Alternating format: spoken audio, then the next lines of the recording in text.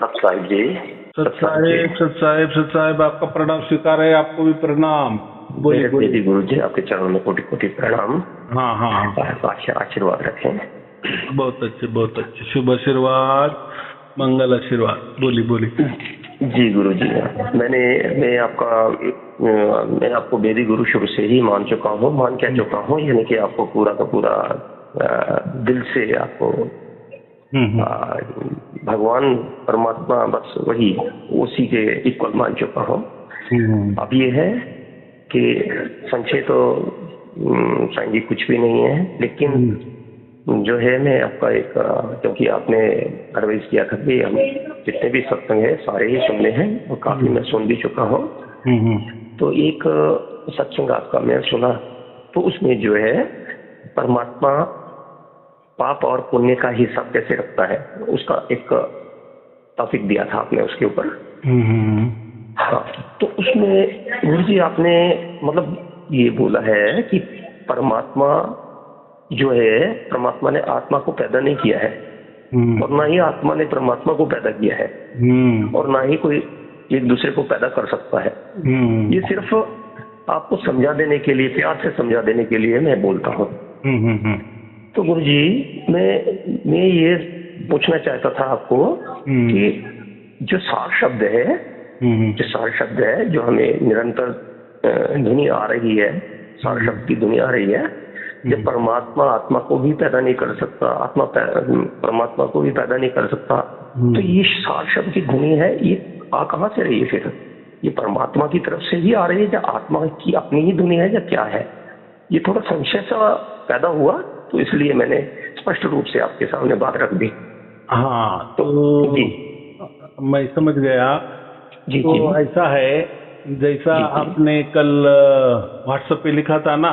जी बिल्कुल लिखा था। तो जी ऐसे ही बहुत सारे लोग अलग अलग सवाल करते हैं, जी तो जी व्हाट्सएप पे लिखते हैं या कोई वॉइस मैसेज थोड़ा करते, छोटा सा करते हैं। तो जैसे हमारा कोई बंदे ने कॉल किए, तो फिर हम उसका जो आपने लिखा हुआ होता है ना, अलग अलग लोगों ने अलग अलग सवाल किए होते, तो हम ज्यादा से ज्यादा वो सवालों का जवाब भी देने की कोशिश करते हैं। जी जी तो आपके ये जो 2 सवाल है जी, आपने जो अभी सवाल किया है, तो ये उसके ऊपर विस्तृत से जवाब आज के जो वीडियो में 7 बजे डालूंगा उसमें आएगा, और कुछ सवालों का जवाब परसों वाले वीडियो में, 2 वीडियो में आपके सब सवालों के जवाब मिल जाएगा। अब अभी मैं आपको ज्यादा बात नहीं करता, आपको संक्षिप्त में बताता हूँ छोटा सा, कि ये जो होता है ना, ये कोई आवाज नहीं होता, ये कोई धुन नहीं होती, ये हमारे आत्मा को अनुभूति होती है। जी आया समझ में? तो ये जो जैसा मैं उदाहरण देता हूँ ना, जैसा कोई अगरबत्ती का सुगंध जो आता है, तो सुगंध हम देख नहीं सकते ना, लेकिन उसके हम अनुभूति करते हैं।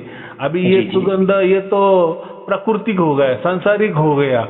जी जी, या हम किसी माने वैज्ञानिक से भी वो कर सकते हैं कि यहाँ से वो सुगंध देखो, ये अगरबत्ती है, यहाँ से वो सूक्ष्म रूप से निकल रहा है, वो देख नहीं रहे, लेकिन हवा का झोंका ऐसा आ रहा है, फिर आप वहाँ बैठे हो तो वो आपके नाक में गया है, इसलिए आपका ये हम क्या बोलते हैं, वैज्ञानिक से सिद्ध कर सकते हैं, क्योंकि ये जड़ है ना, जड़ता में है, संसार में है, प्रकृति में है। लेकिन ये जो परमात्मा का जो अनुभव होता है ना, तो वो उसको हम अनुभव नहीं कहते। प्रकृति में अनुभव शब्द है, प्रकृति में वस्तु का अनुभव किया जा सकता है।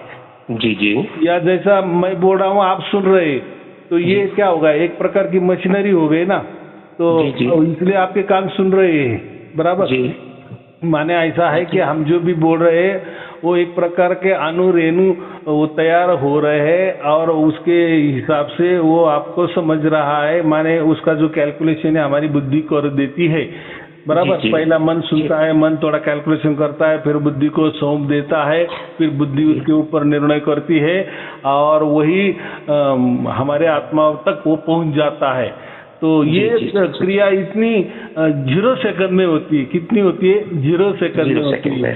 जैसे कि अभी मैं समझो आप अभी इतने हजारों कोसों दूर मुझे बात कर रहे हैं, लेकिन हमारे दोनों के यहाँ 0 सेकंड में भी फर्क नहीं है। बिल्कुल। लेकिन देखा जाए तो मेरा मोबाइल है, फिर मेरा वो जो कंपनी है, मेरी जो सिम है, फिर वो टावर में जाती है, फिर वो सिग्नल टावर में दूसरे टावर में जाता है, फिर आपके टावर में जाता है, फिर आपके सिम में आ जाता है, फिर आपके सिम में आपके मोबाइल में आ जाता है, आपके स्पीकर से या माइक से आपको आवाज आती है। ये प्रक्रिया कितनी बड़ी है। लेकिन प्रैक्टिकल में जब ये हो जाता है तो 0 सेकंड का भी फर्क नहीं पड़ता। तो ऐसा है कि हमारा जो आत्मा है ना, वो परमात्मा में परिपूर्ण डूबा हुआ है। पूरा ये जो ब्रह्मांड है ना, आत्मा में परमात्मा में डूबा हुआ है। या ऐसा समझो कि ऐसी कोई एक जगह भी नहीं है कि वहाँ परमात्मा नहीं है। इसलिए परमात्मा का कण कण में हम बोलते हैं, आत्मा को नहीं बोलते। आत्मा हमारे शरीर में ही है, बराबर है। दोनों भी चैतन्य है, दोनों भी। तो हमारा आत्मा तो अणु स्वरूप है। माने अणु, एक अणु रेणु जैसा सूक्ष्म होता है ना, वैसा ही हमारा आत्मा का स्वरूप है। माने हमारा आत्मा कोई अणु नहीं है और रेणु नहीं है, लेकिन एक बताने के लिए इतनी सूक्ष्म हमारा है। लेकिन परमात्मा तो फिर वो पूरा सर्वव्यापी है, तो फिर वो तो कितना बड़ा होगा, बराबर कि नहीं। जैसे मैंने अभी मोबाइल का उदाहरण दिया ना कि आप कितने हजारों कोसों दूर है, तो 1 सेकंड का 0 सेकंड में हमारी बातचीत हो रही है, फर्क नहीं पड़ रहा है। तो ये परमात्मा तो पूरा ब्रह्मांड चला रहा है। जी। तो उसमें तो कोई चूक भूल लेना दे मैंने वो होती नहीं है, सब कुछ बराबर चल रहा है। ऐसा करोड़ों बरस से चल रहा है और चल रहा है। हाँ, रही बात ऐसा है कि हमारा आत्मा भी परमात्मा में डूबा हुआ है, पूरी प्रकृति परमात्मा में डूबी हुई है, पूरा ब्रह्मांड परमात्मा में डूबा है, हमारा आत्मा भी डूबा हुआ है। माने हमारे आत्मा के पास ही है वो, बराबर जी। एक मैं इसलिए मैं उदाहरण देता हूँ ना, मछली जैसी समंदर में है, तो मछली के अंदर बाहर ऊपर नीचे दाएं बाएं पूरा पानी है। तो वो कोई पानी से अलग हो ही नहीं सकती, पानी से अलग हो गई तो मर जाएगी। वैसा हमारा आत्मा है, तो आत्मा परमात्मा डूबा। तो फिर परमात्मा इतना हमारा नजदीक है, तो उसकी हमें अनुभूति नहीं हुई आज तक। क्यों नहीं हुई?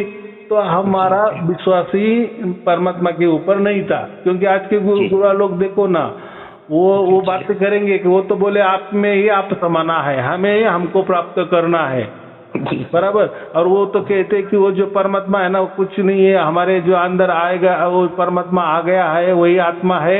वही जैसे हम मर जाते हैं, वो हमारा आत्मा बाहर निकल जाता है, तो वो परमात्मा में विलीन हो जाता है। तो फिर आत्मा परमात्मा की बातें करना भी क्या है, कर्म करने की भी क्या जरूरत है, फिर मरने की जरूरत है। मर जाएंगे तो आप विलीन हो जाएगा, माने आप मोक्ष हो जाएगा। तो ऐसा कुछ नहीं होता जब तक वो हमें ज्ञान नहीं आता। और ये जो सब बातें हैं, ये सब वेदों में लिखी है, बराबर। ऋग्वेद जो है और वो मैंने वो धर्म ग्रंथ भी सबको दिया है, उसमें ये सब कुछ बातें बराबर लिखी है कि आत्मा अलग होता है, परमात्मा अलग होता है। और वो जो लिखा है ना कि अंश का, कि परमात्मा का हम अंश है, अंश का मतलब होता है टुकड़ा, तो परमात्मा का कोई टुकड़ा नहीं होता। तो अंश का मतलब यही होता है ना, हमारा एक हाथ हमने तोड़ दिए, बाजू में रख दिए, तो वो जो हाथ है ना बाजू रखा, तो वो हमारा अंश है। तो वैसा आत्मा अगर हमने परमात्मा का अंश है, तो परमात्मा को हमने तोड़ दिया। तो अब गीता में जो भी लिखा है ना आत्मा के बारे में कि आत्मा तोड़ा नहीं जाता, मोड़ा नहीं जाता, तो ये बात बराबर है। तो ये आत्मा को भी वही लागू है, वही परमात्मा को भी लागू है, और वही प्रकृति को भी लागू है। माने तीनों भी सत्य है, तीनों भी सनातन है, तो तीनों भी स्वयंभू है, और कोई किसी ने निर्माण नहीं किए है। स्वयंभू का मतलब ही वही होता है, माने प्रकृति ने भी कोई परमात्मा को निर्माण नहीं किया, या परमात्मा ने प्रकृति को निर्माण नहीं किया। वैसा ही परमात्मा ने किसी आत्मा को निर्माण नहीं किया, या किसी आत्मा ने प्रकृति या आत्मा परमात्मा को निर्माण नहीं किया है। ये तीनों भी ये है, लेकिन तीनों के पास थोड़ी शक्ति अलग अलग है। जैसे प्रकृति जड़ होती है, जड़ माने अणु रेणु से है, जो देखी जा सकती है, उसको महसूस हम कर सकते हैं, जान सकते हैं, ये प्रकृति हो गई। प्रकृति माने क्या? एक प्रकार का अंधेरा। जैसा अमावस्या का दिन रात होती ना, जैसा घनघोर अंधेरा होता है ना, ऐसे करोड़ों करोड़ों करोड़ों करोड़ों गुना अंधेरा रहता है, उसको प्रकृति कहते हैं। लेकिन वो प्रकृति में अणुरेणु खचाखच भरे है, सत्व रजत तम खचाखच भरे है। जब ये प्रकृति में प्रलय हो जाता है, माने ब्रह्मांड विलय हो जाता है, तो नष्ट नहीं होते, वो सिकुड़ जाते हैं। एक अणुरेणु में ये हो जाते हैं। आपका कहने का मतलब ये है कि जैसे एक गुब्बारा होता है, छोटा होता है, जब गैस भर दो तो उसको बहुत बड़ा हो जाता है, लेकिन गैस उसको छोड़ दो तो फिर भी वो सिकुड़ जाता है, छोटा हो जाता है, अपने स्वरूप में आ जाता है। जी जी। तो प्रकृति फिर जैसे प्रलय काल में वो जैसे होता है ना कि 4 युग के बाद वो वापिस इसमें वो चली जाती है, तो ऐसा कुछ तो भी होता होगा। तो लेकिन वो भी होता है, वो कोई करोड़ों करोड़ों बरस, अब्जो बरस के बाद होता है, वो कोई ऐसा जल्दी नहीं होता, लेकिन होता होगा, क्योंकि हमारी आयु तो बहुत छोटी है ना। लेकिन ये वेदों में लिखा है, इसलिए हम बोल रहे। तो आजकल क्या हो गया, लोग वेद ये भूल गए। लेकिन वेदों में अगर ये वेद पहले से खुले होते ना, तो ये कोई धर्म भी नहीं निकलता, कोई पंथ भी नहीं निकलता, कोई गुरु गद्दी भी नहीं निकलती। लेकिन क्या हो गया, वेद जो है ना, वो जो भी संस्कृत भाषा है, मैंने कहा ना, वो अलग संस्कृत भाषा है, वो निर्गुंटू जो व्याकरण है ना, उसके ऊपर आधारित है, बराबर। जो निर्गुंटू व्याकरण जो है वो पढ़ लेता है, जान जाता है, फिर उसको भी वेद वो पढ़ने आते हैं। तो और उसके जैसे ये जो हमारी संस्कृत भाषा है, इसके 52 अक्षर होते हैं, तो उसके जो होते हैं वो 64 होते हैं, 64 अक्षर होते हैं। जी जी। हाँ, तो उसके लिए वेद अगर हमें पठन करने हैं तो वो निर्गुंटू व्याकरण आना ही आना है। जी, तो वो ऐसा है कि वो ऐसा लिखा है कि अगर वो व्याकरण आ गया तो समझो 1 से 100 अंक है, ऐसे हमने पक्के एक के बाद एक लगा दिए है, तो उसमें से कोई भी अंक हम निकाल नहीं सकते। तो हमने समझो 70 ये अंक निकाल लिए, तो हमें झटक से समझ में आ गया इसमें सब अंक बराबर है, माने लाइन में है, लेकिन इसमें ये लाइन में 7वें लाइन में ये जो है अंक है ये नहीं है जी। तो ऐसा है कि जो वेद बने हैं ना, उसमें हम कोई घुसड़ भी नहीं दे सकते और निकाल भी नहीं दे सकते। अगर किसी ने घुसड़ दिए तो तुरंत पकड़ जाता है। तो वो ऐसा है तो पहले वो बनाया गया है वेद जो है ना, इसलिए वो अपौरुषीय है। हाँ, माने उसमें कोई बदलाव नहीं कर सकता। तो माने आज तक इतने लाखों बरस हो गए, लेकिन वैसे की वैसे वो, तो वो उस व्याकरण की वजह से। जी जी, ये गुरुजी हम ये समझ के चले कि जो वेद है अपौरुष है, यानी कि इनको कोई इंसान ने नहीं लिखा है, ये खुद ब खुद मतलब एस्टैब्लिश हो गए। अपौरुष का मतलब ऊपर से आया, ऊपर से माने जो 4 ऋषि थे ना, वो जैसे बैठे थे तो उनके दिमाग में जैसा उतर आते थे वैसे वो लिखते थे। माने अपने पहले तो लिखने की भी कोई सुविधा नहीं थी, तो पहले की परंपरा ऐसी थी कि पाठ परंपरा थी, माने बुद्धि में उतर लेना, फिर वैसे की वैसे बच्चों को सिखाना या आगे को सिखाना, ऐसा ही। ये तो लिखने का तो ये अभी परंपरा शुरू हो गई, मशीनरी निकल गई। लेकिन पहले के जमाने वो एक दूसरों को बताते थे, क्योंकि देखो उसका कोई गणित है ना, तो 1 और 1 2 होते हैं।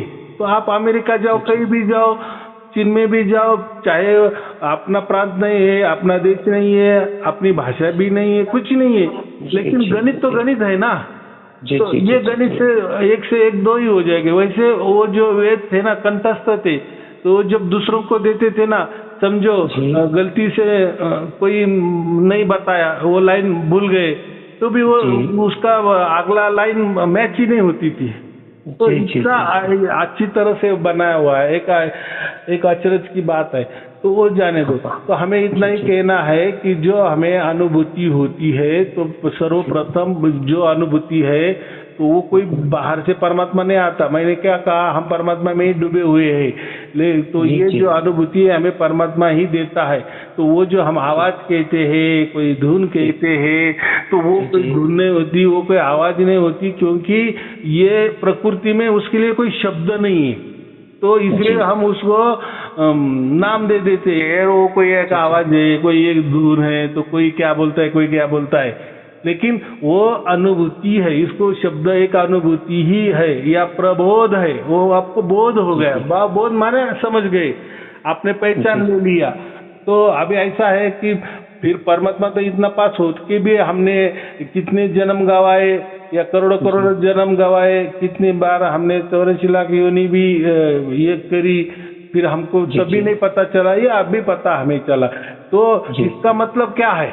इसका मतलब ये साफ है कि हम अज्ञानी हैं, बराबर, हम अज्ञानी है, अविद्या से घेरे हुए हैं।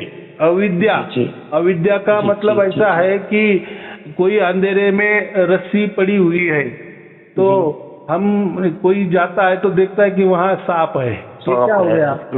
रस्सी को सांप समझ रहे, ये अविद्या हो गया, माने जो नहीं है उसको हम मान रहे हैं, इसको अविद्या कहते।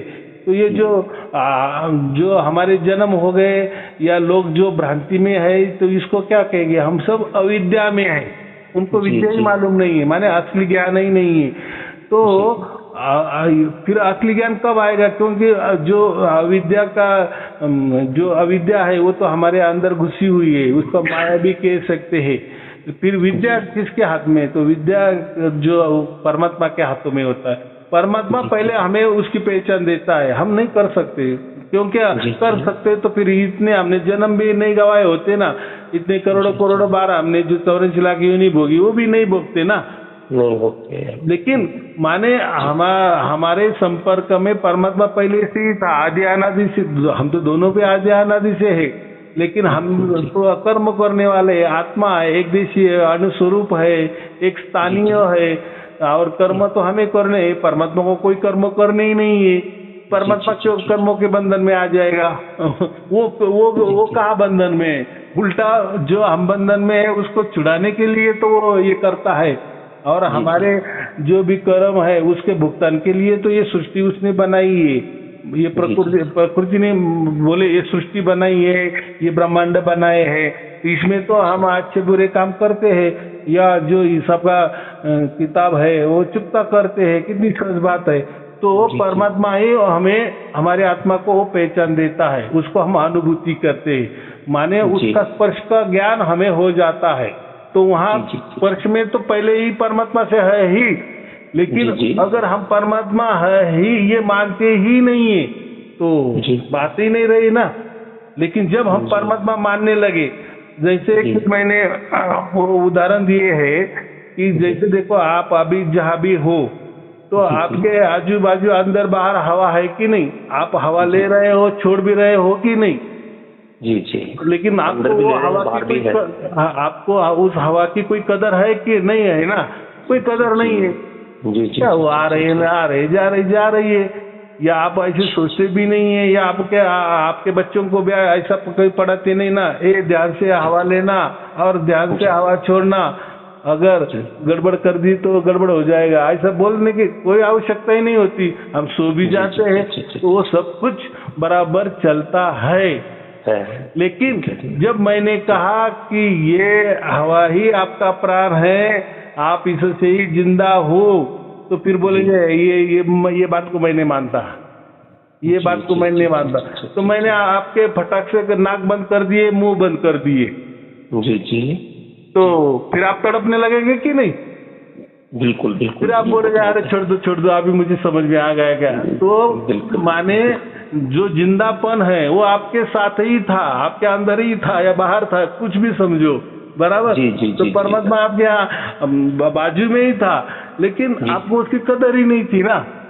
जब आपको भेद मिल गया तो फिर आपको समझ में आएगा, हाँ ये परमात्मा मेरे पास ही था, अभी मैं समझ गया, अभी मैं परमात्मा के स्पर्श में हूँ, परमात्मा की नजर निगरानी में हूँ, बराबर।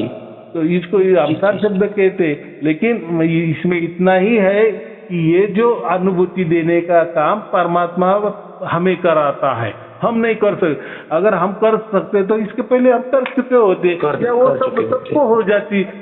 या मैं ये ऐसा मैंने कहा तो फिर बच्चे भी बोले आप क्या बात कर रहे हैं, ये तो आवाज तो मैं तो रोज सुन रहा हूँ, उसमें क्या 24 घंटा सुन रहा। तो फिर मेरे वो सारे शब्दों को भी वैल्यू नहीं होती, गुरु नानक देव जी को वैल्यू नहीं होती, और कबीर साहब को भी वैल्यू नहीं होती ना।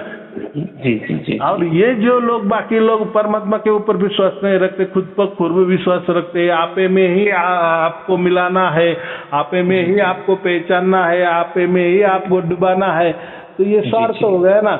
ये यहाँ कहाँ परमात्मा की बात आ गई, कहाँ सार शब्द की बात आ गई, बराबर। जी जी जी। अगर उनको सार शब्द प्राप्त होगा तो फिर वो ये बातें नहीं करेंगे, आप में आपकी बातें ही नहीं करेंगे, माने इनके पास कोई सार शब्द नहीं है या उनको उसकी अनुभूति नहीं हुई है। अभी देखो मैं जो भी बोलता हूँ तो मैं मेरी तरफ से बोलता हूँ अनुभूति, लेकिन अनुभूति असल में जो सार शब्द उसको मालूम है कि ये परमात्मा से ही होती है, हमारे से हो ही नहीं सकती।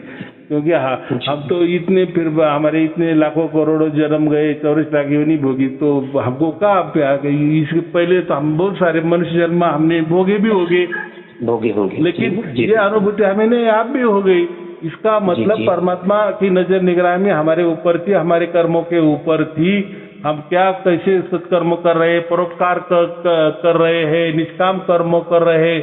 और ऐसा भी नहीं कि सत्कर्म करते रहने से मोक्ष मिलेगा, परोपकार कर्म करने से परमात्मा मिलेगा, सत्कर्म करने से परमात्मा मिलेगा, निष्काम कर्म करने से परमात्मा मिलेगा, तो ये बात नहीं होती। उसके साथ साथ ज्ञान भी चाहिए जी। अगर आप सत्कर्म कर रहे, निष्काम कर्म कर रहे, आप परोपकार भी कर रहे, लेकिन आपको परमात्मा ही मालूम नहीं, तो वो आपका सत्कर्म, परोपकार जो है, निष्काम कर्म है, वो पुण्य में कन्वर्ट हो जाएगी जी। माने जो लोग भी ये कर रहे वो पुण्य के लिए फिर कर रहे, तो पुण्य का फल तो पुण्य के हिसाब से होता है कि नहीं जी जी जी जी। आपको परमात्मा को मालूम ही नहीं है, लेकिन कर्म अच्छे कर रहे, बहुत अच्छी बात है, लेकिन वो आपको मोक्ष देने वाले नहीं है, क्योंकि परमात्मा आपको मालूम नहीं। लेकिन जब आपको वैदिक गुरु मिलता है, या आपको मालूम हो जाता है, या आप वेद पढ़ते हो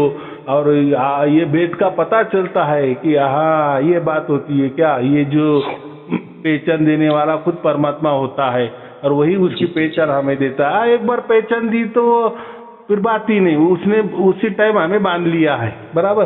तो अभी वो अनंत काल के लिए हमें मोक्ष देने वाला है, आया समझ में। तो वो कोई आवाज नहीं है, वो कोई धुन नहीं है, तो वो एक हमें अनुभूति हो रही। अभी देखो आपको सार शब्द प्राप्त हुआ है जी, तो आपको लग रहा है वो आवाज है जी जी, नहीं है ना, वो आवाज नहीं है, लेकिन कैसा है, उसको कोई शब्द नहीं ना, या हमारा जो मन होगा या हमारा आत्मा होगा जी, तो उसने ये चीज कभी ये नहीं, तो वो क्या करता है, हम प्रकृति में रहते हैं तो प्रकृति अनुरूप उसको कुछ तो भी नाम देने का जी, जैसे आपने दे दिया झिंगुर जैसी आवाज, ऐसा कुछ भी देखो, ऐसा नहीं। अभी झिंगुर का भी आवाज हम सुनते हैं, तो झिंगुर जैसा थोड़ी आवाज आता है क्या, सब अलग ही आता है। आप उसको कुछ भी बोलो आपको वैसा वो आवाज लगेगा, लेकिन वो आवाज ही नहीं है, वो कोई धुन भी नहीं है। तो कबीर साहब ने उसको धुन बोला है, बराबर जी, ध्वनि बोला है, तो ध्वनि तो ये कानों का विषय हो जाता है। लेकिन फिर देखो प्रकृति में जो शब्द है ना, तो वो प्रकृति के काम आएंगे ना जी जी, और वो जो परमात्मा का उसको कोई शब्द ही नहीं है, क्योंकि शब्द ही प्रकृति है। तो हम जो भी उसको नाम देंगे तो वो क्या हो जाएंगे, वो प्रकृति के नाम हो जाएगा ना, प्रकृति के नाम हो जाएंगे। तो आप मुझे कितना पूछते रहे, 4 बरस से पूछते रहे यार, फिर इसको क्या बोलना, फिर उसको क्या बोलना, तो उसको हम नहीं शब्द बोलेंगे या उसको हम अनुभूति बोल रहे हैं, वो आपको एक अनुभव हो रहा है। तो वो आपके विचारों से आप उसको ध्वनि समझो, क्या समझना है आपको समझो, लेकिन मेरे हिसाब से वो कोई ध्वनि नहीं है, वो कोई ये नहीं है। लेकिन जो साधु संत लोगों ने जो कहा है, जैसे हमारी फजीती हो रही, तो उनकी भी फजीती हो गई कि नहीं, वो भी कोई नाम नहीं दे रहे, उसको क्या नाम देने का। तो जैसा जिसका बुद्धि है वैसे वो नाम दे देते हैं। कोई बोलता है यार नाद है, बिल्कुल बिल्कुल जी, कोई बोलता है झिंगुर जैसा है, झिंगुर जैसा, झिंगुर नहीं, झिंगुर जैसा आवाज है, तो किसको कुछ लगेगा, किसको कुछ लगेगा, ऐसी बात है। तो वो उसमें आवाज में जाना नहीं है, या कोई ध्वनि में जाना नहीं है, तो वो एक अनुभव हो रहा है और वो अनुभव निशब्द है, उसका कोई शब्द नहीं है, इसलिए उसको निशब्द का हम अनुभव कहेंगे, क्योंकि शब्दों का अनुभव शब्दों से वर्णित किया जा सकता है लेकिन वो निशब्द है तो शब्दों में आ ही नहीं सकता, इसलिए उसका गुणगौरव हो ही नहीं सकता। बराबर, चलो ठीक है। और कोई पूछना है? जी जी बिल्कुल। ये जैसे गुरु जी, ये जो कबीर साहब है और गुरु नानक देव जी हैं, जैसे ये शुरू से ही मैं इनको अपना आइडल मानता था, बचपन से ही इनको बड़ा आइडल मानता था और किसी को मेरा ध्यान ही नहीं जाता। छोटा था तब, 6 साल का था मैं, कभी भी मेले में जाते थे, कोई कुछ खरीद के लाता था, कोई कुछ खरीद कर, मैं इन दोनों के फोटो ले आता था खरीद के घर में। तो मुझे लगता है मैं कबीर साहब जी के और गुरु नानक देव जी के, मैंने बोला ये दाढ़ी वाले जो ये दाढ़ी वाले बंदे हैं मेरे को बहुत अच्छे लगते हैं। मेरे मम्मी डैडी भी डांटते थे, ये क्या उठा के लाया इन्हीं दोनों के फोटो था शुरू से ही। अब और इनका बड़ा मेरे को प्रभाव था शुरू से ही। और कबीर साहब जी की तो हमने अपने क्लासेस में भी काफी, यानी कि कविताएं भी पढ़ी है, इनका काफी छंदबंध जो है पढ़े इनके, और बड़ा अच्छा लगता था। गुरु जी, मैं एक बात पूछना चाहता हूँ, कबीर साहब जी थे और गुरु नानक देव जी थे, जहाँ तक मेरी नॉलेज है, मैंने इनको पढ़ा भी है और पहले से भी सुना है, क्योंकि उस जमाने में इन्होंने पढ़ाई बिल्कुल भी नहीं की थी, बिल्कुल भी, यानी कि इनको मतलब अगर जो बुद्धिजीवी हैं पहले वाले हैं, जो अब वाले हैं, वो भी बोलते थे ये बिल्कुल अनपढ़ थे। इन्होंने बिल्कुल भी कलम को हाथ भी नहीं लगाया था कभी ना, कभी हाथ में नहीं, बिल्कुल अनपढ़ थे। इन्होंने तो कोई ऋग्वेद वगैरह जो हमारे जो शास्त्र हैं उनको भी नहीं पढ़ा था, नहीं पढ़ा था ना। एकदम बराबर। तो इनको जी जी जी जी, और ये जो है एक महान विभूति थे, यानी कि एक पूरे संसार के लिए एक मिसाल थे। यानी इन्होंने मोक्ष धाम का, यानी कि इन्होंने पता सबसे पहले दिया है, सबसे पहले, यानी कि जी जी जी जी। तो मेरे को ये पूछना था, जैसे आपने अभी मुझे बताया कि कबीर साहब और गुरु नानक देव जी हैं, तो अगर इन्होंने बिल्कुल भी पढ़ाई नहीं की, मतलब मेरा कहने का मतलब शास्त्रों का अध्ययन नहीं किया था, कुछ भी नहीं किया था, लेकिन ये जो है उस परम पद में, यानी कि परम मोक्ष धाम के धनी थे ये। जी जी। तो कहने का मतलब मैं सिर्फ ये कहना चाहता हूँ कि एक जगह आपने ये भी बोला कि शास्त्र ये जो है कुछ भी पढ़ लेना, दूसरा फिर ये कचरा जो है अपने दिमाग में डालने वाली बात होती है, तो काफी कचरा है, इस कचरे को अगर दूर करोगे तो फिर ही कुछ आपका हल निकलेगा, सार शब्द की प्राप्ति जैसे। उसके बाद में तो ये शास्त्र जो है, जैसे आप भी कई बार हमारे को शास्त्र भेजते हैं, बोलते हैं कि 5 बार इसको पढ़ो या 4 बार पढ़ो या कुछ भी है, तो उसमें से हम क्या यही समझे कि ये शास्त्र पढ़ने से क्या हमारी आत्मा जो है जल्दी मोक्ष धाम में पहुंचेगी, यानी जल्दी से उस बिल्कुल ही प्राप्त हो जाएगा क्या? बहुत ही जल्दी उसको, यानी कि अनुभूति जो हो रही है इससे महान अनुभूतियां होना शुरू हो जाएंगी कि हम बिल्कुल मोक्ष की तरफ चले गए, बिल्कुल सदाचित आनंद की तरफ, बिल्कुल हम बिल्कुल 24 घंटे सदाचित आनंद में है। क्या शास्त्रों से पढ़ने से ये होगा? जहाँ कुछ इसका आप थोड़ा सा मेरा मार्गदर्शन करें। हाँ, ऐसा है कि देखो कि हम स्कूल में भी जाते, कॉलेज में भी जाते, तो वहाँ तो पुस्तकें होती, किताबें होती है ना, और साथ साथ लेक्चर भी होते हैं। माने अगर सिर्फ किताबें ही होते तो फिर स्कूल में जाने की कोई जरूरत ही नहीं है, और वो जो गुरुजन लोग हैं वो सिखाने की भी उनकी कोई जरूरत नहीं होती ना। या उसका उल्टा करो कि सिर्फ गुरुजन सिखा रहे हैं और कोई किताब नहीं लेके जाना है या किताब की बात ही नहीं करना है, तो भी नहीं चलेगा ना। तो ये दोनों भी साथ साथ चलते हैं ना। तो ऐसा है कि अभी मैंने इतने प्रवचन किए या कर रहा हूँ, तो उसका कुछ आधार के लिए मैं धर्म ग्रंथ देता हूँ, ताकि आपको और विश्वास हो जाए, आपको और विश्वास हो जाए। तो बाकी लोग क्या करते हैं, तो वो तो कोई परमात्मा की बात नहीं करते, वो तो सिर्फ मंत्र तंत्र वाली बात करते हैं, और मंत्र तंत्र वाले ही धर्म ग्रंथ बताते हैं, साधना बताते हैं, ध्यान बताते हैं, माने अपनी ओर से परमात्मा की ओर या अपनी ओर से मोक्ष की ओर, माने जो भी कुछ करना है हमसे ही करेंगे। तो ये तो पहला अहंकार हो गया। इसीलिए ये लोगों ने करते करते गए और इनको कुछ नहीं हो गया, बराबर। जी जी। तो कबीर साहब ने भी उनके जीवनी में लिखा है, गुरु नानक देव जी में लिखा है, उनको जब ये हो जाता है ना, ये जो घटना हो जाती है ना, तब उनके जो आगे वाले दोहे भी थोड़े बदल जाते हैं और उनका जो कहना है वो भी थोड़ा बदल जाता है। माने ऐसा समझो कि पूरा का पूरा वो आध्यात्मिक की बातें करने लगते हैं। पहले के दोहे में समझो प्रापंचिक दोहे बोलते होंगे या प्रपंच के बारे में बोलते होंगे, लेकिन जब वो घटना हो जाती है, वो एनलाइटमेंट हो जाता है, वो साक्षात्कार हो जाता है, जो भी कुछ है वो जब राम नाम मिल जाता है या सार शब्द मिल जाता है, तो फिर वो उनका जो लिखान है वो अलग हो जाता है, क्योंकि उनका फिर वो जो आगे वाले जो दोहे है वो ऐसा समझो कि वो दोहा लिखने में फिर परमात्मा की नजर निगरानी में वो लिखे जाते हैं और उसको और तेज आ जाता है। तो ये बात है। तो धर्म ग्रंथ भी जरूरी है ज्ञान के लिए। देखो जब ये दुनिया शुरू हुई ना, तो जैसे हम कोई गाड़ी भी लेते हैं ना, तो गाड़ी के साथ बुकलेट आता है कि नहीं, कोई मशीनरी लेते हैं कि उसके साथ माहिती पुस्तिका होती है कि नहीं, जी, गारंटी वारंटी होती है कि नहीं। तो ये सब वैसा ही ये जो पृथ्वी है ना, जब उसके हम जन्म लिए ना, तो ये पृथ्वी का वहाँ पर कैसा करना, या आप कौन हो, या आप कहाँ से आए हो, या आप कहाँ जाने वाले हो, या ये क्या प्रणाली है, इसकी जो माहिती पुस्तिका उसको वेद कहते हैं। आया क्या समझ में? वेद कोई अलग नहीं, माने हमारे मनुष्य जीवन के लिए परमात्मा ने पहले ही व्यवस्था कर दी है। तो वो कोई ऐसा किसी मनुष्य के ऊपर नहीं है या किसी प्राणी मात्र के ऊपर नहीं है, ये पूरा सृष्टि के ऊपर ही है। तो सृष्टि के क्या नियम होते हैं, कैसे रहना है, क्या करना है, वही बातें हैं। बाकी उसमें कोई धर्म पंथ की बातें, कोई बंधनों की बातें वगैरह वगैरह, ये तो कर्म कांड की बातें बाद में निकली, लेकिन वेदों में वो ज्ञान नहीं। वो ज्ञान वो सर्वोच्च वाला ज्ञान है, जिस ज्ञान से पूरे ब्रह्मांड चल रहा है। तो उसका एक छोटा सा क्या बोलते हैं, एक माइक्रो कॉपी, ब्रह्मांड की में एक माइक्रो कॉपी वो वेद होते हैं। तो धर्म ग्रंथ का महत्व है। अभी देखो मैं इतना कर रहा हूँ और इतने लोग बढ़ रहे हैं, तो मैं वो पुरावा दे रहा हूँ ना।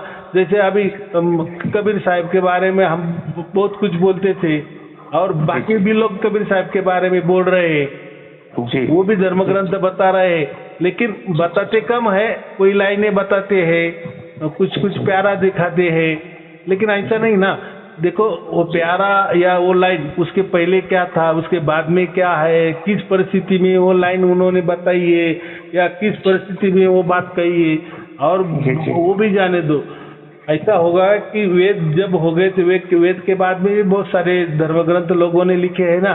जैसे गुरु ग्रंथ साहिब भी लिखा गया है, तो मुख्य ग्रंथ तो सिख धर्म का तो वही है ना, लेकिन उसके बाद में बहुत सारे ग्रंथ छोटे मोटे हो गए हैं। तो क्या होता है, जो मूल ग्रंथ होता है ना, उसमें जो बातें होती है ना, तो वो बाकी बातें अलग ही हो जाती है। वैसे कबीर बीजक है, कबीर बीजक जो मूल है तो वो वैसा की वैसे, लेकिन बाद में लोगों ने कबीर बीजक निकाले तो वो उनके हिसाब से उन्होंने डाल दिए, बराबर कर दिया। तो फिर लोग वो बताते यार उसमें तो ऐसा कहा, उसने तो वैसा कहा। तो मैं क्या कहता हूँ, उसने क्या कहा, हमने क्या कहा, इसका पहले आप ये धर्म ग्रंथ ही ले लो, बराबर। हाँ, मेरे जो हमारे जो मुख्य धर्म ग्रंथ है, जैसे हमारे साथ शब्द परिवार है, उसमें हमें ये 2-4 जो धर्म ग्रंथ है उसका हम आधार पे है, हमारा बेस है। जो कहते हैं कबीर बीजक एक बेस है, गुरु ग्रंथ साहिब एक बेस है, सत्यार्थ प्रकाश एक बेस है, और जो मैंने गीता दी है वो बेस है। और ये जो धर्म ग्रंथ मैं देता हूँ ना, ऐसा समझो कि ये पूरा छानबीन करके हम देते हैं। नहीं तो एक गीता बोले तो हजारों गीता है, 1000 लोगों ने गीता लिखी है, बिल्कुल सही है, और सभी उसके अलग अलग लोगों ने लिखे हैं, तो हम कंफ्यूज हो जाते हैं, बराबर। तो इसीलिए हम जो धर्म ग्रंथ दे रहे, अभी देखो ये 4 तो हमारे प्रमुख ग्रंथ है, और इसके बाद में बाकी जो हम दे रहे हैं वो ऐसे समझो कि आपको ज्ञान बढ़ाने के लिए दे रहे हैं, बराबर। अभी मैं महाभारत भी देने वाला हूँ, जो असली महाभारत है वो भी देने वाला हूँ। असली महाभारत में ये जो गीता है ना, 700 श्लोकों वाली आज की जो गीता है ना, वो मूल महाभारत में सिर्फ 70 श्लोकों वाली गीता है। 70 श्लोकों वाले, बिल्कुल। हाँ, बिल्कुल माने देखो कितना बढ़ गया, 90% बढ़ गए ना। जी। वैसा महाभारत भी मोटी किताबें बन गई हैं जी, बिल्कुल। हाँ, तो महाभारत भी पहले 10,000 श्लोक वाला था, तो आज 1 लाख श्लोक उसमें आ गए। तो अभी मैं जो महाभारत भी देने वाला हूँ, रामायण भी देने वाला हूँ, तो ये जो है ना हमारी टीम, वो पूरे ग्रंथ का अभ्यास करती है। और जो हमारे माने वेदों के मुताबिक, माने जो ये हमारी संरचना है, माने प्रकृति, आत्मा, परमात्मा, ये जो प्रणाली से जो ग्रंथ बने हैं ना, जो असली ग्रंथ है माने वेदों के अनुसार, वही हम देते हैं। ऐसे कोई भी नहीं देते कि कोई भी निकाले और कोई भी भेज दिए, ऐसे तो फिर लाखों ग्रंथ है अलग अलग, उसमें कोई मजा नहीं ना। देना है, हम देखो हम संत बनने जा रहे हैं या बने हैं, तो हम ऐसे कोई गुरु के शिष्य नहीं बने हैं, कोई हमें गुरु परंपरा नहीं बढ़ानी है, बराबर। और हमारा गुरु तो एक ही है, एक परमात्मा हमारा गुरु है कि वो ऑल इन वन है, बराबर। और मैं जो हूँ, मैं भेदी गुरु हूँ, मैं कोई गुरु नहीं हूँ, मैंने भेद दिया है आपको, और वो भी भेद मैंने सिर्फ आपको बताया है, माने सार शब्द भी मैंने नहीं दिया है। ये तो मैं हर प्रवचन में बोलता हूँ, और सामने वाले को भी मैं बताने को बोलता हूँ कि बोलो मैंने आपको सार शब्द दिया, वो बोलता है गुरुजी आपने नहीं दिया, बराबर। हाँ, आपने सिर्फ कहा है कि प्रवचन सुनो, जो भी घटना घटने वाली है उसके तरफ से होने वाली है, बराबर। आपका यकीन हो गया सार शब्द ये ऐसा ही है, हाँ हो गया तो ठीक है। माने उसमें मैन मेड नहीं है ना। अगर मेरा हस्तक्षेप हो जाता या मेरा हस्तक्षेप माने मैंने कोई मंत्र दिया होता तो मेरा हस्तक्षेप हो गया ना। या प्रकृति का हस्तक्षेप हो गया। मैंने कोई आपको ध्यान बताया तो वो भी मेरा हस्तक्षेप हो गया। कोई मैंने कोई साधना बताई वो भी मेरा हस्तक्षेप हो गया। मैंने मैन मेड। बिल्कुल। अभी ये जो हुआ तो ये तो बगैर आपको मंत्रों से हो गया, बगैर आपको ध्यान से हो गया, बगैर आपके साधना से हो गया। तो इसमें कहा आपका भी टच नहीं है, कुछ लेना देना नहीं है। तो ये मनुष्य मेड नहीं है, मैन मेड नहीं, ये ईश्वर मेड ही है। और जब परमात्मा आपका चुनाव करता है तो फिर मुझे हाँ ही बोलना पड़ता है ना। जी। देखो जो मुझे फोन करता है तो वो फोन किस लिए करता है? गुरुजी मैंने आपके प्रवचन सुने और मुझे सार शब्द की ऐसी प्राप्त हो गई। लोग तो डेट बताते हैं, टाइमिंग भी बताते हैं। देखो जो होता है वो बताते हैं। क्योंकि हमारे यहाँ सत्य चलता है। और वो क्यों झूठा बोलेंगे? तो चलो किसी ने बता दिए कि मुझे सार शब्द प्राप्त हो गए, फिर सयारू जी के पास जाओ 1 करोड़ रुपए इनाम पालो। ऐसी कोई बात नहीं है, बराबर की नहीं। जो भी हमारे यहाँ आए हैं तो सार शब्द आए हैं, कोई सार शब्द की कगार पे है तो कोई भरोसा रख रहे हैं। तो मुझे भी कोई गुरु दक्षिण देता है ना तो पहले मैं बोलता आपको सार शब्द प्राप्ति हो गई क्या? नहीं हो गई। तो फिर आप कैसे गुरु दक्षिणा दे रहे? नहीं, हमें विश्वास है कि हमें प्राप्त हो जाएगा। देखो तो चलो ठीक है। देखो गुरु दक्षिणा देने का मतलब क्या होता है? आपने मुझे गुरु मान लिया। वो मुख्य गुरु नहीं, वो तो परमात्मा तो उसकी जगह है। लेकिन वेदी गुरु मान लिया कि आपका जो वेद है सत्य है और आपका वेद हमारे पास आ गया है या हमने, लेकिन वो वेद के ऊपर तो काम करना है। काम क्या करना है? प्रवचन तो सुनने है और उसमें तो आपको कोई मंत्र तंत्र तो मिलने वाला नहीं है। माने जो कृपा होने वाली वो तो परमात्मा के आपके ऊपर होने वाली है। लेकिन आपने इतना बड़ा भरोसा किया ना, तो इसलिए मैं क्या कहता हूँ कि आपको अगर आप ना जो सवाल किए ना कि धर्म ग्रंथ की जरूरत है, धर्म ग्रंथ की जरूरी है। देखो सार शब्द के लिए सबकी जरूरत होती है।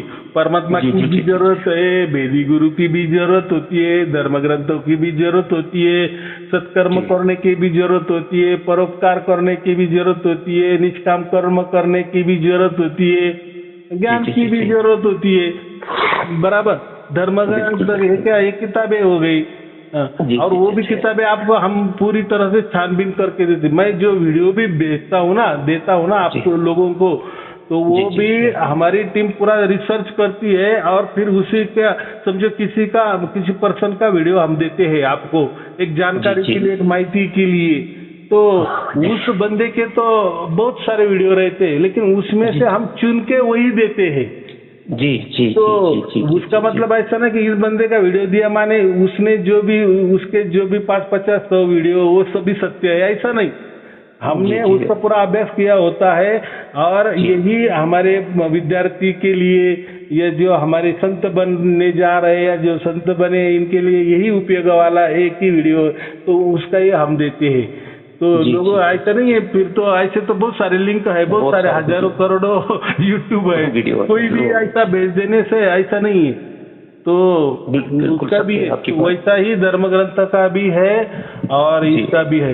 तो सार शब्द के लिए सबकी जरूरत होता है, माने सबका थोड़ा सहयोग सपोर्ट होता ही है, बराबर। माने सब काम हमें आता है तभी वो जाके हमें मिल जाता है, लेकिन कोई एक की जिम्मेदारी या नहीं है या एक की जहांगीरी नहीं है, बराबर।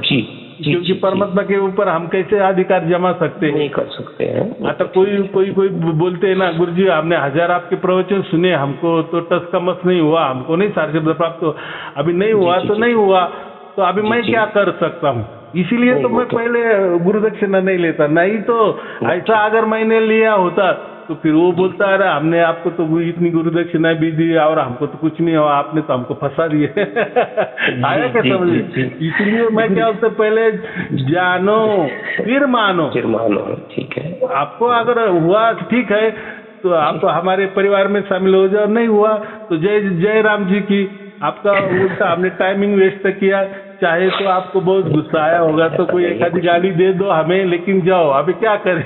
बराबर, क्योंकि आपका परमात्मा ही चुनाव नहीं कर रहा है, तो मैं क्यों आपको इसमें कर रहा हूँ? क्यों? हम तो परमात्मा को सत्य मान रहे हैं ना, हम गुरु मान रहे हैं ना। तो हो सकता है आपको मिलेगा, होगा, थोड़ा धीरज पकड़ो, आपने 500 प्रवचन सुने ना और ये करो, थोड़ा सत्कर्म करते चलो, थोड़ा परोपकार करते चलो, कोई निष्काम कर्म करते चलो, कोई धर्म ग्रंथ का पठन भी करते चलो, मेरे प्रवचन भी सुनते चलो, लोग क्या कह रहे हैं, लोगों का क्या अनुभव, वो भी थोड़ा आप ये करो ना। सिर्फ बस हम आपसे ज्वाइंट हो रहे और हमें फिर सारे शब्द प्राप्त होना चाहिए, नहीं हुआ तो फिर आपका सब बकवास है। ये करने से ऐसा प्रभाव ये मिलता है कि ये लोभ लालच से परमात्मा मिलने वाला नहीं। बिल्कुल सत्य है आपकी बात। गुरु जी, मैं आपसे ये भी कहना चाहूंगा कि अपनी अपनी आस्था है, मेरा जो है आपके प्रति बड़ा सम्मान है, आप हमारे वेदी गुरु हैं। तो हर महीने जो है गुरु दक्षिणा के रूप में जो है मैंने एक दिन मुकर्रर किया है, वो है पूर्णिमा। पूर्णिमा के दिन में यानी कि वो मैं अपनी खुशी से, मेरे दिल से अपने वेदी गुरु के चरणों में कुछ ना कुछ जो यथाशक्ति होता है मैं वेट करता हूँ। बस यथाशक्ति, इसमें आपने जो शब्द का ना यथाशक्ति, माने जो देने में आपको सचमुच में आनंद हो रहा है कि मैं मेरे मोक्ष के लिए दे रहा हूँ, मेरे परिवार के खुशी के लिए दे रहा हूँ। तो वही गुरु दक्षिणा महत्वपूर्ण है। हाँ बोलो। जी गुरु जी, मैं ये आपसे एक राय चाहूंगा कि जितने भी सार शब्दी हैं, क्या उन सबके लिए ये मतलब रूल है कि हर महीने उनको गुरु दक्षिणा जो है आपको देना ही देना है? ऐसा है, गुरु दक्षिणा का हमने जो जिक्र किया है ना, तो जो देखो गुरु दक्षिणा कब वो आदमी देता है। देखो गुरु जी, मेरी अपनी बात आपसे बता, एकदम बात बराबर है। मैं उसको जवाब कर लिया, मुझे खुशी होती है। नहीं, आपका तो हो गया, ऐसे तो हजारों लोग दे रहे हैं, उनके मन में हर महीने दे रहे, जब मन बेचाए कि बच्चों का कोई बर्थडे होता है तब भी देते, कोई उनकी सालगिरह होता है तब भी देते, कोई पुण्य स्मरण उनके घर वाला, माने देने वाले को क्या बोलते हैं, उसको कोई ये नहीं चाहिए, निमित्त नहीं चाहिए, वो तो उल्टा निमित्त ये करता है कि चलो ये कोई सन है, उत्सव है, त्योहार है, कोई पर्व है, कोई मंगल है, या कोई हमारा दिल कह रहा है वगैरह वगैरह, वो देते, वो उसमें नहीं है। लेकिन मैं जो कहता हूँ ना कि मैंने बहुत सारे वीडियो में कहा है, जो कोई आदमी अपना कष्ट का 1 रुपया भी मुझे देता है ना, तो ऐसा समझना कि वो सचमुच में मुझे वेदी गुरु मान रहा है, या उसका लगाव है कि मुझे परमात्मा मिलना चाहिए। लेकिन जो 1 रुपया भी नहीं दे सकता, कितना मैं क्या बोल रहा हूँ, 1 रुपया भी उसका नहीं दे, तो इसका मतलब ये कोई भेद जानने आया है या दूसरा है।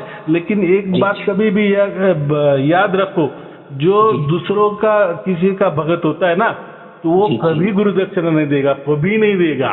वो चाहे तो आप कितना भी बोलो, कितना भी उसको डांटो, उसको निकाल दो, तो वो हटेगा नहीं, जाएगा नहीं।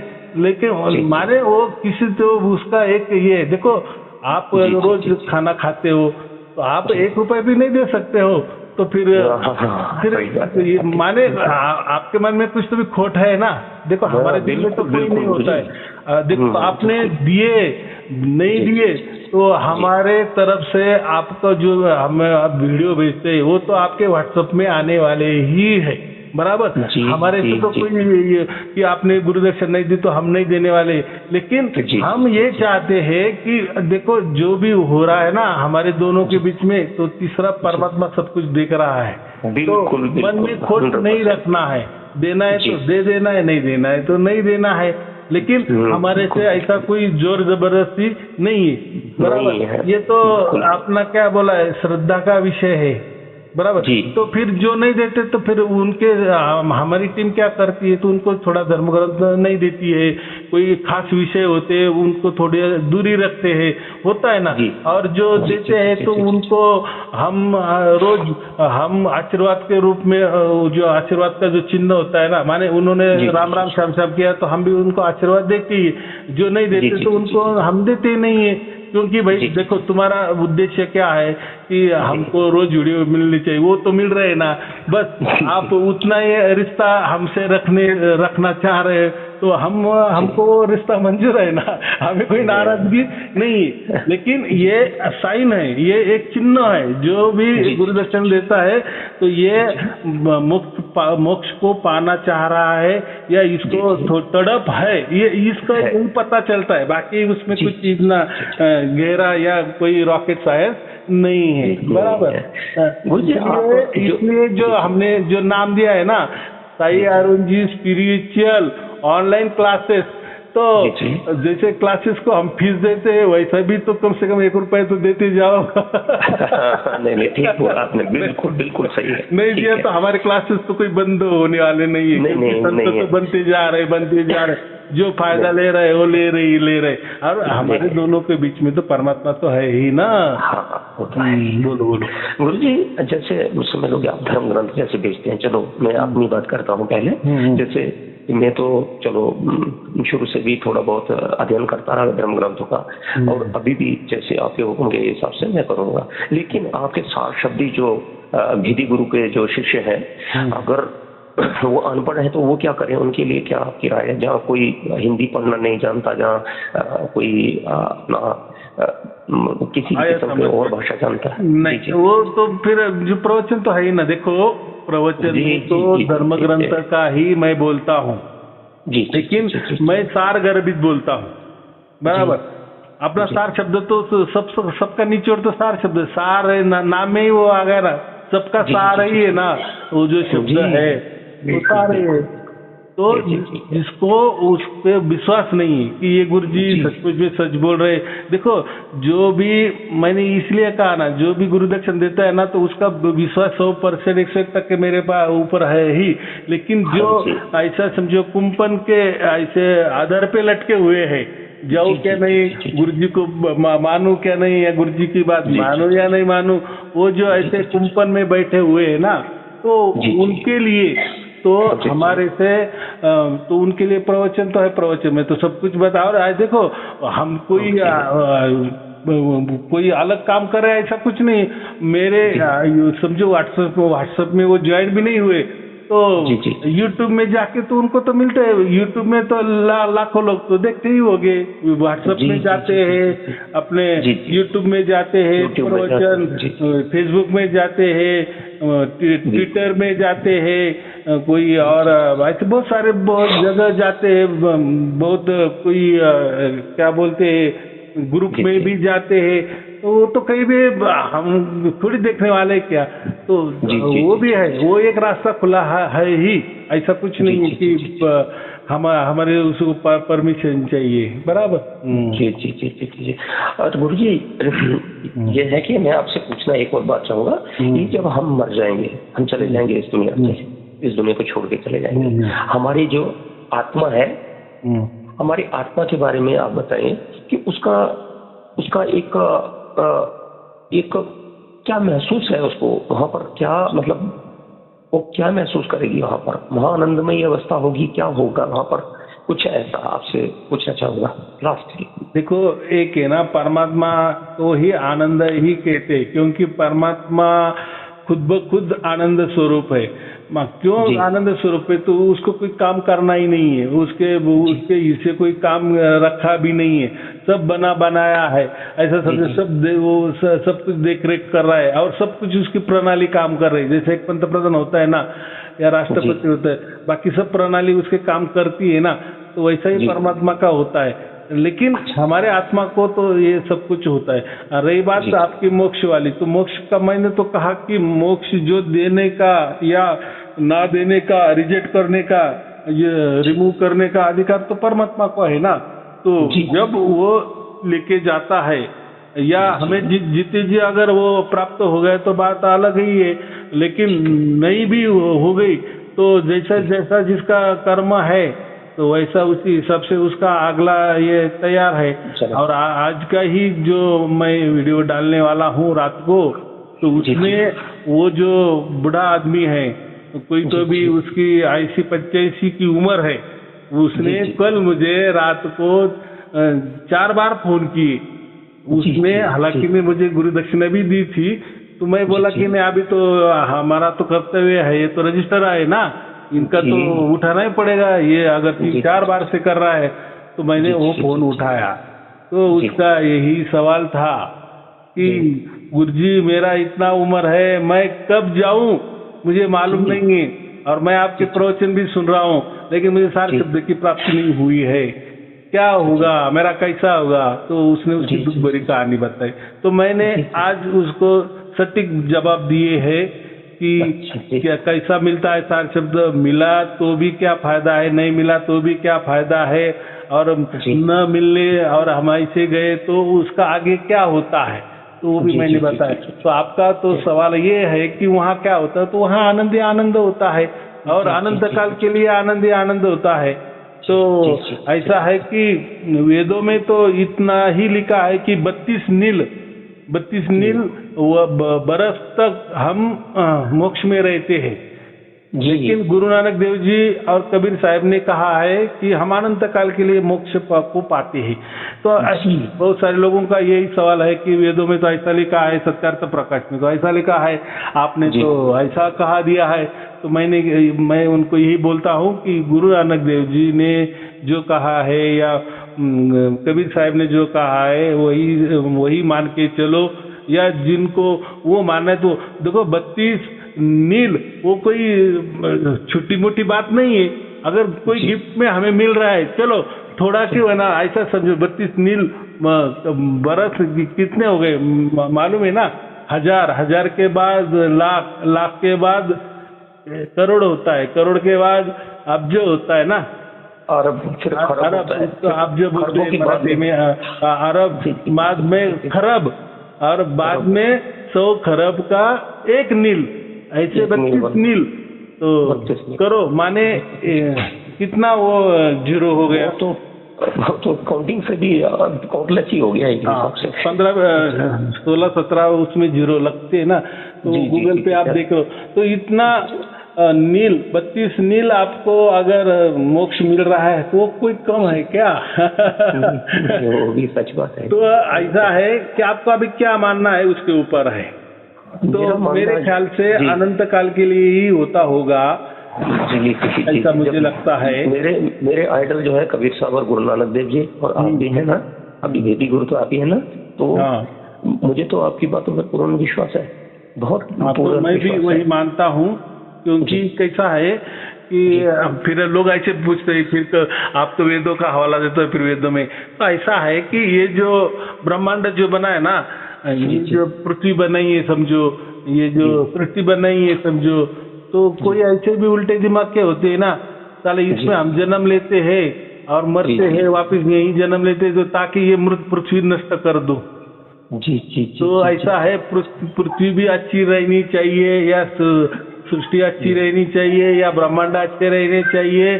तो माने आपने यहाँ जो भी किया है कर्म के हिसाब से आपने जितनी भी योनियां भोगी है, लेकिन अभी आप मोक्ष में चले गए हैं, तो जाओ वहाँ, लेकिन ये पृथ्वी को भी खराब मत करो या ब्रह्मांड को भी खराब मत करो। ऐसा कोई तो भी एक ये होगा, या ये पृथ्वी या ये सृष्टि आपके बच्चों के लिए ही काम आने वाली है, या आगे पीढ़ी के लिए ये ऐसी के ऐसी रखो, या ऐसा दिमाग होगा परमात्मा के कि आप वापिस यहाँ आने वाले हो, तो उसको खराब मत करो। ऐसा भी कोई हेतु होगा परमात्मा, लेकिन परमात्मा का ज्ञान परमात्मा जाने, ये तो हमारी बुद्धि की कल्पना है, मेरी उपज बाकी क्या मैं बताऊं। तो परमात्मा के यहाँ सिर्फ और सिर्फ आनंद होता है। तो मैंने कहा कि ये जो ब्रह्मांड है ये 30% है, बाकी 70% पूरा परमात्मा बचा की बचा है। माने ऐसा समझो कि परमात्मा ने अपने बाहों में ये ब्रह्मांड लिया है, तो ब्रह्मांड माने ब्रह्मांड के अंदर बाहर ऊपर नीचे परमात्मा खचाखच भरा है, लेकिन उसके बावजूद भी वो उतना बचा है। तो उसकी जो बची हुई जो जगह है, तो वही हम जाने वाले हैं, वही आनंद में हम रहने वाले हैं। तो अभी देखो, हम यहाँ रह कर वो कल्पना नहीं कर सकते। अभी वहाँ की जो कल्पना है जो की है वो वेदों में लिखी है, बराबर, ऋग्वेद में उसका वर्णन ऐसा किया है। तो वही मैं बोल रहा हूँ, क्योंकि हमें तो कोई तो भी बेस तो ये करना पड़ेगा ना, कि या कोई आज का कोई गुरु कुछ भी बोल रहा है, या कुछ भी आज के बनाए जो ग्रंथ है उसमें हवाला दे रहा है, तो वो झूठी हम बोलेंगे ना। कम से कम हम वेदों का तो सहारा ले सकते हैं ना, क्योंकि वही सबसे पुराना है और वो है। जी, आपने बिल्कुल ठीक कहा गुरु जी। बाकी यह है कि मैंने पहले भी अर्ज की है कि पूर्ण परमात्मा और पूर्ण वेदी गुरु के सानिध्य में ही मैं चाहता था, मुझे कोई शंका नहीं रह जाए, क्योंकि शंका आपको पता है कि ये बहुत गड़बड़ चीज है। छोटी मोटी भी शंका होगी तो ये विश्वास को जो है पूर्ण तौर से तोड़ देती है। और मुझे उस परमात्मा पर और आपकी बातों पर पूर्ण विश्वास है, और आपकी वाणी में उस परमात्मा ने एक अद्भुत आनंद जो है वो देने की क्षमता प्रदान की है। आप जैसे ही बोलते हैं ना, तो हमारे दिल को इतनी प्रसन्नता होती है, वो देने की बात ही नहीं। और मैं यही आपसे अर्ज करना चाहता हूँ कि मैं चाहता हूँ कि अगर पहली बात तो जैसे आपने बोला कि आपका दूसरी बार जन्म ही नहीं होगा, आपने बोला, लेकिन अगर जन्म हो गया तो फिर आपको भी आना पड़ेगा। हाँ, आप ही से हम आपको बेटी गुरु बनाएगा। तो ऐसा है ना, इसके बजाय आप ऐसा बोलो कि हम वहाँ मोक्ष में मिलेंगे, क्योंकि हम जैसे आप भी बात कर रहे हैं ना, तो मोक्ष में भी हम बात कर सकते हैं, लेकिन यहाँ का इस समय गुरुजी मैं मोक्ष में ही हूँ, इस समय मैं मोक्ष में ही बात कर रहा हूँ आपसे। हाँ, तो यहाँ का रिश्ता सिर्फ वहाँ रिश्तेदारी नहीं होती, लेकिन जान पहचान तो होती ही है, क्योंकि वहाँ सब समान होते हैं, बराबर होते हैं। चलो, कोई चिंता की बात नहीं। आपको और आपके परिवार के लिए शुभ आशीर्वाद, मंगल आशीर्वाद। सत साहिब जी, मेरी कोई भी भूल चूक हो उसको क्षमा करना। मेरे शब्दों में किसी किस्म का अगर आपको ऐसे लगा हो कि इसमें ये प्रश्न नहीं करना चाहिए तो मैं क्षमा प्रार्थी हूँ। तो लेकिन आप ग्रुप में ज्वाइंट होते जाओ, ताकि आपका भी मार्गदर्शन, माने जो पुराने लोग हैं उनका मार्गदर्शन नए लोगों को मिलता जाएगा, संतों को मिलता जाएगा, बराबर। ठीक है, जैसा आपको आपके परिवार के शुभ आशीर्वाद, मंगल आशीर्वाद। मेरे बेटी गुरु जी, सत साहिब जी।